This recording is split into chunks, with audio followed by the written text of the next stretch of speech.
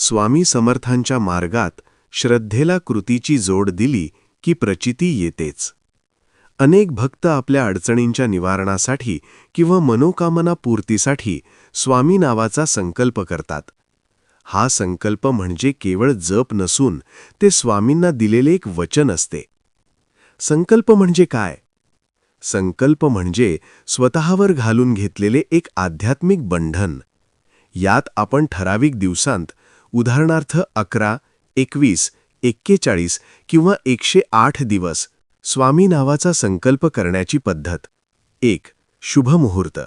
संकल्पाची सुरुवात शक्यतो गुरुवार, स्वामी प्रकट दिन किंवा कोणत्याही शुभ तिथीला करावी.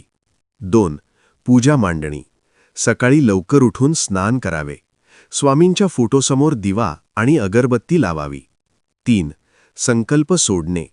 हातामध्ये थोडे पाणी, अक्षता आणि फूल घेऊन स्वामींना सांगावे, हे स्वामीराया, मी माझ्या, तुमची अडचण किंवा मनोकामना सांगावी, कार्यासाठी आजपासून पुढील दिवसांची संख्या, दिवसांपर्यंत दररोज जप माळ संख्या जप करण्याचा संकल्प करत आहे.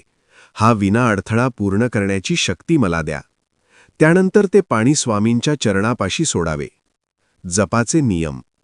ठरवलेला जप रोज त्याच वेळी आणि त्याच ठिकाणी बसून केल्यास त्याचे फळ अधिक मिळते. जपासाठी तुळशीची किंवा चंदनाची माळ वापरावी.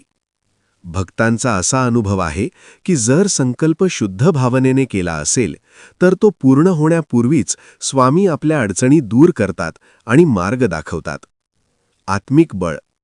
ठराविक कालावधीचे बंधन स्वतःवर घेतल्यामुळे शिस्त लागते आणि इच्छाशक्ती, विल पॉवर वाढते. नकारात्मकतेचा नाश. घरामध्ये सातत्याने स्वामी नामाचा जप झाल्यामुळे घरातील नकारात्मक ऊर्जा नष्ट होऊन सुखशांती नांदते. अशक्य गोष्टी शक्य होतात. भिऊ नकोस, मी तुझ्या पाठीशी आहे, या उक्तीप्रमाणे संकटाच्या वेळी स्वामी स्वतः आपल्या पाठीशी उभे राहतात.